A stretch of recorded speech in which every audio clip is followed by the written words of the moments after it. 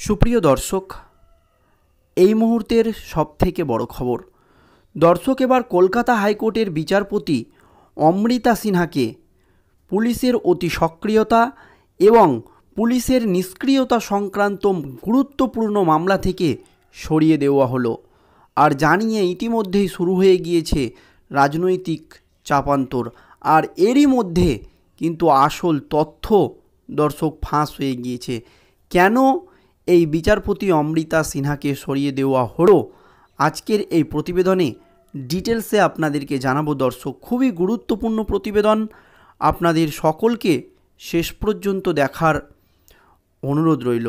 দর্শক, বিচারপতি অমৃতা সিনহা কলকাতা হাইকোর্টের অনেস্ট একজন বিচারপতি, আপনারা জানেন, এবং তিনি রাজ্যের শাসক দল তৃণমূল কংগ্রেসের বিরুদ্ধে একাধিক মামলায় রায় দিয়েছে এবং রাজ্য পুলিশের বিরুদ্ধে একাধিক মামলায় কিন্তু কঠোর পদক্ষেপ নিয়েছেন বিচারপতি অমৃতা সিনহা। কথা আপনারা সকলেই জানেন। এই আবহে লোকসভা নির্বাচন শেষ হতেই বাংলার মাটিতে পা রাখেন সুপ্রিম কোর্টের প্রধান বিচারপতি DY চন্দ্রচূড়। কথা আপনারা জানেন এবং দেখেছেন বিভিন্ন নিউজ এবং মিডিয়ায়। আর বাংলার মাটিতে পা রেখেই মুখ্যমন্ত্রী মমতা বন্দ্যোপাধ্যায়ের সঙ্গে বৈঠকও করেছেন সুপ্রিম কোর্টের প্রধান বিচারপতি DY চন্দ্রচূড়। জানিয়ে রাজনৈতিক মহলে নানান জল্পনা এবং কল্পনা তৈরি হয়েছিল।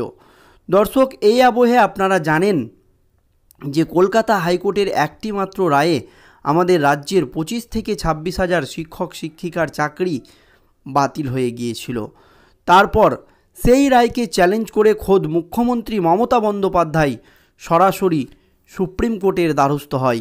এরপরই সুপ্রিম কোর্টের প্রধান বিচারপতি কলকাতা হাইকোর্টের মামলার যে রায়, সেই রায়ে স্থগিতাদেশ দেয়।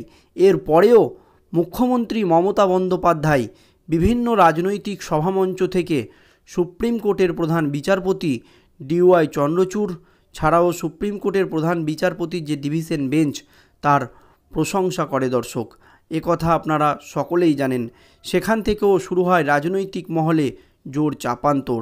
আর এই আবহে কলকাতা হাইকোর্টের বিচারপতির পদ থেকে যে গুরুত্বপূর্ণ মামলা, সেই মামলা থেকে অমৃতা সিনহাকে সরিয়ে দেওয়া হলো। কি হয়েছে দর্শক? গ্রীষ্মকালীন অবকাশের সময় রোস্টার পরিবর্তন হয়েছিল বিচারপতিদের। তার এক মাস কাটতে না কাটতেই ফের কলকাতা হাইকোর্টের বিচারপতিদের রোস্টার আংশিক পরিবর্তন করা হয়েছে গত শুক্রবার। তাতে বিচারপতি অমৃতা সিনহার কাছ থেকে পুলিশের অতি সক্রিয়তা বা রাজ্য পুলিশের অতি নিষ্ক্রিয়তা সংক্রান্ত বেশ কিছু গুরুত্বপূর্ণ মামলা সরিয়ে নেওয়া হয়েছে। আর যে সমস্ত ঘটনা এই লোকসভা নির্বাচনের পরে ঘটেছে দর্শক, তা নিয়ে এই যে অমৃতা সিনহাকে সরিয়ে দেওয়া হয়েছে, তা নিয়ে কিন্তু রাজ্য রাজনীতিতে প্রশ্ন উঠতে শুরু করেছে। দর্শক, এই আবহে বিজেপি নেতা অর্জুন সিং দাবি করেছেন যে করোনাকালে প্রায় 2200 কোটি টাকার দুর্নীতি হয়েছে এই রাজ্যে, আর সেই টাকা খরচ করা হয়েছিল 2024 লোকসভা নির্বাচনের এবং এটা বিভিন্ন পন্থায় কাজে লাগানো হয়েছিল।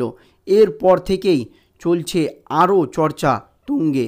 এই আবহে কিছুদিন আগে যখন কলকাতা হাইকোর্টের মামলাগুলির রুটিন পরিবর্তন করা হয়, সেই সময় পুলিশের সক্রিয়তা বা পুলিশের নিষ্ক্রিয়তা সংক্রান্ত মামলাগুলির শুনানির দায়িত্ব পান কলকাতা হাইকোর্টের বিচারপতি জাস্টিস অমৃতা সিনহা। দর্শক, তবে এবার নতুন রোস্টারের এই সংক্রান্ত মামলাগুলিকে দুই ভাগে ভাগ করে শুনানির কথা বলা হয়েছে। আপনারা জানেন যে বিচারপতি অমৃতা সিনহা কতটা কঠোর এবং একজন শ্রেষ্ঠ বিচারপতি, আর তাকেই কিন্তু যেই মামলা তার ক্ষমতা কমিয়ে দিয়ে এই মামলাটাকে দুভাগ করে দেওয়া হয়েছে। এই আবহে বিচারপতি সিনহাকে শুধুমাত্র 2018 ও 2021 সালের মধ্যেকার মামলাগুলির শোনার দায়িত্ব দেওয়া হয়েছে। আর অব্যাহতিক দেওয়া হয়েছে সাম্প্রতিককালে লোকসভা নির্বাচনের পর যে বিভিন্ন জায়গায় ভোট পরবর্তী হিংসা ছাড়াও আরও দুর্নীতির ধরা পড়েছে, এই অব্যাহতিক দেওয়া হয়েছে সাম্প্রতিককালে পুলিশের ভূমিকা নিয়ে যে সমস্ত মামলা দায়ের করা হয়েছে সেগুলি থেকে। ওইদিকে সাম্প্রতিক সময়ে পুলিশের অতি সক্রিয়তা বা পুলিশের অতি নিষ্ক্রিয়তা সংক্রান্ত মামলাগুলির শুনানির দায়িত্ব পেয়েছে রাজশ্রী ভরদ্বাজ, মানে নতুন একজন বিচারপতি। অমৃতা সিনহাকে সরিয়ে নতুন একজন বিচারপতিকে কিন্তু দর্শক পুলিশের অতি সক্রিয়তা এবং পুলিশের অতি নিষ্ক্রিয়তা সংক্রান্ত মামলাগুলির দায়িত্ব কিন্তু দেওয়া হয়েছে দর্শক। এই আবহে 2022 সালের পর থেকে পুলিশের অতি সক্রিয়তার বিষয়ে দায়ের হওয়া মামলাগুলি শুনবেন জাস্টিস ভরদ্বাজ, আর এখান থেকেই সরিয়ে দেওয়া হলো অমৃতা সিনহাকে। দর্শক, হাইকোর্ট সূত্রে জানা গিয়েছে পুলিশের অতি সক্রিয়তা বা নিষ্ক্রিয়তা এই সমস্ত মামলার চাপ বেড়ে যাওয়ায় এই এজলাস বদলের সিদ্ধান্ত নেওয়া হয়েছে। আর শোনা যাচ্ছে সম্প্রতি বিচারপতি রাজাশেখর মান্থার সিঙ্গেল বেঞ্চ থেকে ডিভিশন বেঞ্চে উত্তীর্ণ হয়েছেন। এই এক বিচারপতির ডিভিশন বেঞ্চ উত্তীর্ণ হওয়ার কারণেই রোস্টারে সামান্য পরিবর্তন আনা হয়েছে। তার এজলাসে থাকা প্রাথমিক নিয়োগ সংক্রান্ত মামলার শুনানির দায়িত্ব গিয়েছে বিচারপতি সিনহার এজলাসে। প্রধান বিচারপতির যে ডিভিশন বেঞ্চের একাধিক জায়গায় কিন্তু পরিবর্তন হয়ে গিয়েছে দর্শক, আর এই ডিভিশন বেঞ্চে উত্তীর্ণ হওয়ার কারণে রোস্টারে সামান্য পরিবর্তন আনা হয়েছে। আর তার যে এজলাসে থাকা প্রাথমিক নিয়োগ সংক্রান্ত মামলাগুলির শুনানির দায়িত্ব কিন্তু বিচারপতি অমৃতা সিনহার হাতে চলে গিয়েছে। তবে পুলিশের অতি সক্রিয়তা এবং নিষ্ক্রিয়তার মতো গুরুত্বপূর্ণ মামলার যে শুনানি, সেই মামলাগুলো কিন্তু বিচারপতি অমৃতা সিনহার কাছ থেকে সরিয়ে দেওয়া হয়েছে। এর আগে 10ই জুন থেকে বিচারপতিদের নতুন রোস্টার কার্যকর হয়, তবে তারপরই কলকাতা হাইকোর্টে দায়ের হয় মামলা প্রসঙ্গ। জুন মাসে বিচারপতি অমৃতা সিনহার নিরপেক্ষতা নিয়ে প্রশ্ন তুলে কলকাতা হাইকোর্টে জনস্বার্থ মামলা দায়ের হয়। পুলিশ সংক্রান্ত মামলার ক্ষেত্রে বিচারপতি অমৃতা সিনহার নিরপেক্ষতা নিয়ে প্রশ্ন তুলেছিলেন মামলাকারী। বিচারপতির নিরপেক্ষ রায় দিতে পারেন কিনা সেই বিষয়ে সন্দেহ প্রকাশ করেই মামলাকারী কলকাতা হাইকোর্টে জনস্বার্থ মামলা দায়ের করেছিলেন। তবে জনস্বার্থ মামলায় বলা হয়, বিচারপতি সিনহার স্বামীর বিরুদ্ধে একটি মামলায় পুলিশ তদন্ত শুরু করেছিল। পরবর্তীতে সেই মামলায় বিচারপতির নামও জড়িয়ে যায়।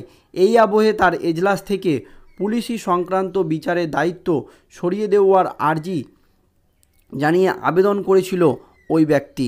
দর্শক, যদিও বিচারপতির স্বামীর বিরুদ্ধে ওঠা অভিযোগ খারিজ করে দিয়েছে খোদ সুপ্রিম কোর্ট। দর্শক, একই সঙ্গে বিচারপতি অমৃতা সিনহার নিরপেক্ষতা নিয়ে মামলা করায় কলকাতা হাইকোর্টের প্রধান বিচারপতির এজলাসে এই জনস্বার্থ মামলাকারীর কড়া সমালোচনা করেছিলেন। সেই মামলাও আর শোনেননি বিচারপতি।